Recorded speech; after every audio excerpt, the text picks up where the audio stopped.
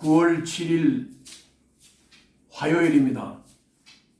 오늘 묵상할 본문은 갈라디아서 3장 19절부터 29절입니다.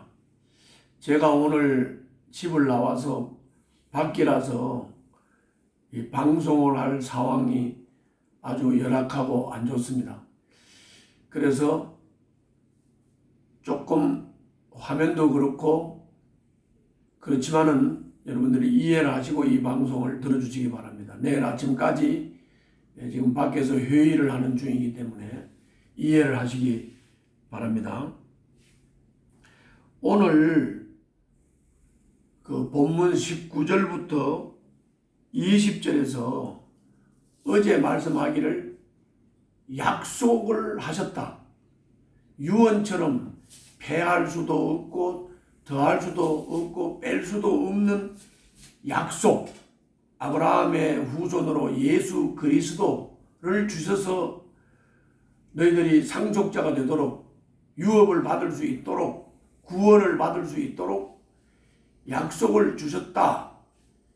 이렇게 어제 아주 확실하게 못을 박았는데 오늘은 그러면 율법은 왜 주었습니까? 율법을 주신 이유를 질문하게 되는 거죠. 그래서 율법을 주신 이유에 대해서 말씀을 하시는 거예요. 오늘 그 19절부터 20절에 보면 본문을 보시면서 들으시기 바랍니다. 그 19절부터 20절을 보면 율법 왜 주었냐? 율법은 범죄 때문에 덧붙여 주셨다. 이렇게 말씀하신 거예요. 그러면 범죄 때문에 덧붙여 줬다는 말이 뭔 말이냐? 그 말은 인간이 하나님을 등지고 죄인이 된 상태인데 그럼에도 불구하고 자기들이 하나님을 등진 죄인이라는 것을 몰라요. 죄인인 것을 모르니까 죄의 결과로 지옥에 가는 것도 몰라요. 그러니까 지옥에 안 빠지고 구원받기 위해서 구원을 받아야 되겠다 하는 필요성도 못 느껴요. 그리고 지옥 형벌이 얼마나 무서운지에 대해서도 못 깨닫는 거예요. 그래서 이런 사람들에게 죄가 뭔지도 깨우쳐주고 그리고 지옥 형벌이 얼마나 무서운지도 죄의 결과에 대해서도 깨우쳐주고 그리고 거기서 구원받기 위해서는 바로 하나님이 약속하신 예수 그리스도가 필요하고 그 약속인 예수 그리스도를 믿을 때 죄의 문제를 해결할 수 있고 구원받을 수 있다 하는 것을 깨우쳐 주시기 위해서 율법을 주셨다. 이렇게 말씀하시는 거예요. 그리고 그 율법은 중개자 모세를 통해서 하나님과 인간 사이에 이루신 하나님의 율법이다. 이렇게 말씀하십니다. 그리고 이어서 그러면 그 율법이 도대체 뭐 어떻게 역할을 한다는 거냐? 그거를 21절부터 25절에서는 이렇게 말씀하고 있는 겁니다. 중개자가 준 율법은 생명을 줄 수가 없다. 그러나 약속은 생명을 준다. 율법이 생명을 줄 수 있다면 의롭게 되는 것도 율법에서 되는 것이다. 그러나 율법은 생명을 줄 수가 없다. 그러면 율법의 기능이 뭐냐? 율법의 기능은 그게 21절부터 25절을 쭉 보면 22절에서 율법의 기능 중에 하나가 뭐냐면은 율법 아래 사람을 가두운다. 다른 말로는 죄 아래다가 가두운다. 그럼 왜 가두냐? 가두는 이유는 내가 갇혔잖아요. 그러면은 내가 갇혀 있다. 내가 갇혔어. 감옥에 갇혔어. 이거를 알게 되면 갇힌 상태에서 막 해방되려고 애를 쓸 거 아닙니까? 그래서 갇힌 상태에서 해방되려고 애를 쓸 때, 내 스스로는 이 감옥에서 나갈 수 없어. 이 율법을 100% 지킬 수 없어. 율법에 갇힌 상태에서 나는 해결될 수가 없어. 자유할 수가 없어. 뭐 다른 방법이 없을까? 하고 다른 방법을 찾다가 그래, 하나님이 약속한 게 계셔. 그 약속이 예수님이야. 예수님을 믿으면 이 갇힌 상태에서 자유할 수 있어. 이거를 깨우치기 위해서 율법을 주셨다는 거예요. 그래서 율법의 역할은 그런 것입니다. 그 다음에 또 한 가지 예를 뭐라고 예를 들었느냐 하면은, 율법은 개인교사, 초등교사 같은 역할을 한다. 그래서 초등교사가, 개인교사가 믿음으로 어렵다고 하심을 받게 하려고 이 초등교사 역할을 하는 율법이 우리가 하나님을 던진 죄인인 것을 깨우쳐 주는 거예요.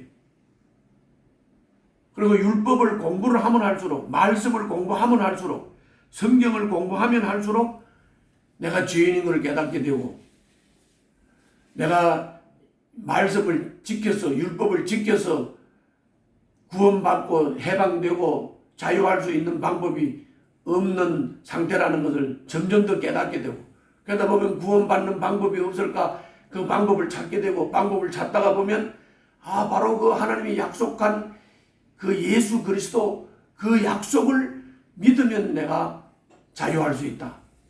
내가 구원받을 수 있다. 내가 생명을 얻을 수 있다는 것을 알게 되는데, 그 역할을 하는 것이 율법인데, 그것이 율법이 가정교사 같은, 초등교사 같은 역할을 한다 하는 것입니다. 어떻든 율법의 기능을 두 가지로 설명한 거예요. 하나는 율법 아래 가두어서, 죄 아래 가두어서 해방받아야 되겠다고 하는 욕망을 갖게 하면서 그 해방받는 방법이 약속을 믿는 방법밖에 없다.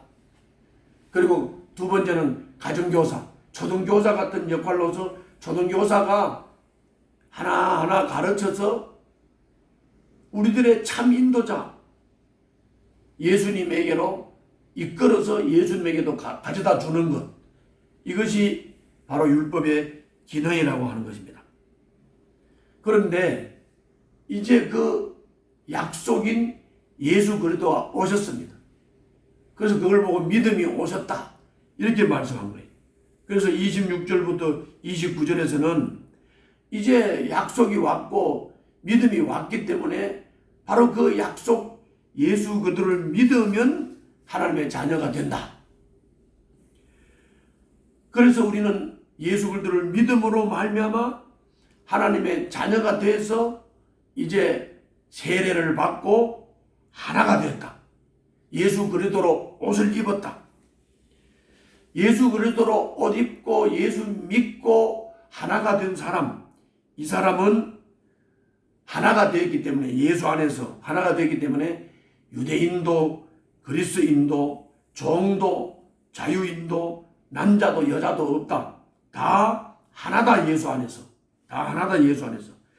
그래서 그리스도께 속한 사람은 아브라함의 후손인 예수님을 믿었기 때문에 예수 안에서 상속자가 된 것이다. 여러분들과 나는 약속인 예수 그리스도를 믿음으로 말미암아 상속자가 된 것이고, 율법을 배움으로 말미암아, 말씀을 배움으로 말미암아 우리가 갇혔구나. 우리는 스스로 율법을 지켜서 구원받을 수 없구나. 그래서 율법을 배우면 배울수록 율법의 가정교사 역할을 통해서 예수님에게로 갔고, 우리는 예수님에게로 가서 예수가 나의 구주십니다 하고 예수님을 구주로 영접을 하고 하나님의 자녀가 되어서 상속자가 되었기 때문에 상속받은 자로서의 유업의 가치, 그거를 우리는 지키고 그 유업의 가치를 모르는 사람들에게 전하는 삶을 살아야 되겠습니다. 기도하겠습니다. 살아계신 우리 아버지, 율법을 통해서 우리를 섬세하게 너희들은 죄 아래 갇힌 자다, 율법 아래 갇힌 자다 깨우치고, 그리고 우리를 섬세하게 상세하게 친절하게 우리를 예수님에게로 손잡고 이끌어 가셔서 예수 그리스도를 알게 하고 예수 그리스도를 믿고 영접하게 하셔서 상속자가 되게 하신 것을 감사합니다. 예수님 이름으로 기도하옵나이다. 아멘.